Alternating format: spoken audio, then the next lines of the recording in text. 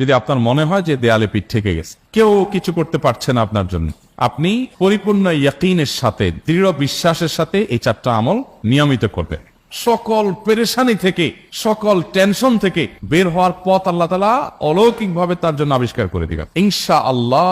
গুলি মিস হতে পারে, আপনার দোয়া মিস হবে না। আমি এমন এক ভয়াবহ বিপদে আছি যা থেকে উত্তরণের কোনো পথ আমার সামনে খোলা নাই। এমন কোন আমল শিখিয়ে দিবেন যে আমলের মাধ্যমে এই ভয়াবহ বিপদ থেকে আমি রক্ষা পেতে পারি। ভাইরা আমার, এই ধরনের প্রশ্ন আমাদের কাছে অহরহ আসে যে এমন বিপদে আছেন যে বিপদ থেকে আসলে রক্ষা পাওয়ার জন্য আপাত দৃষ্টিতে কোনো পথ উনি দু চোখে দেখতে পাচ্ছেন না, এক কথা দেয়ালে পিঠ ঠেকে গেছে। এইরকম পরিস্থিতিতে একজন ইমানদার আল্লাহ রাব্বুল আলামিনের কাছে তার এই সমস্যাকে তুলে ধরবার জন্য কয়েকটা আমল আমরা বলতে পারি, যে আমলগুলোর মাধ্যমে আল্লাহ তাআলা ওই অসম্ভবকে তার জন্য সম্ভব করবেন ইনশাআল্লাহ।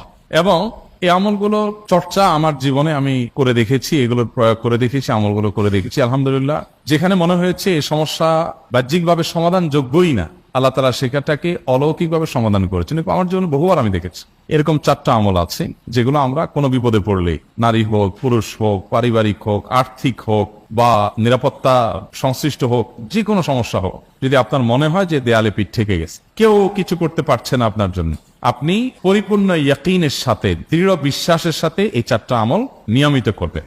এবং আমি বহু মানুষকে পার্সোনালি এটার পরামর্শ দিয়েছি, ওনারা আমল করেছেন, আমল করে উপকৃত হয়েছেন। এরকম বহু মানুষ আছে, বৃদ্ধ মানুষ, বাবা ক্যান্সারে আক্রান্ত হয়েছেন অনেক দেরিতে, আল্লাহ তাআলা অলৌকিকভাবে সাহায্য করেছেন। হ্যাঁ, কখনো যদি আল্লাহ তাআলা এই আমলগুলো করার পরও আমার বিপদ দূর না করেন, তাহলে হয় আমার আমলের মধ্যে কোনো ত্রুটি ছিল, অথবা আমার এই বিপদ দূর না হওয়ার মধ্যে আমার জন্য কোনো কল্যাণ নিহিত ছিল। আল্লাহ তাআলা আমার দোয়া কবুল করে যে উপকার হতো তার চেয়ে বেটার কিছু হয়তো আমাকে দিবেন, এই ইয়াকিন একজন ইমানদারের থাকবে। সেই 4টা আমলের 1 নম্বর হলো ইস্তিগফারের আমল। ইস্তিগফার, আপনি ফেসে গেছেন কোনো জায়গা, কোনো উপায় পাচ্ছেন না, আপনি ইস্তিগফার করতে থাকেন। আস্তাগফিরুল্লাহ ওয়া আতুবু ইলাইহি, আস্তাগফিরুল্লাহ ওয়া আতুবু ইলাইহি, আস্তাগফিরুল্লাহ ওয়া আতুবু ইলাইহি, আস্তাগফিরুল্লাহ, আস্তাগফিরুল্লাহ, আস্তাগফিরুল্লাহাল্লাযী লা ইলাহা ইল্লা হুয়াল হাইয়ুল কাইয়্যুম ওয়া আতুবু ইলাইহি ওয়া লা হাওলা ওয়া লা কুওয়াতা ইল্লা বিল্লাহ।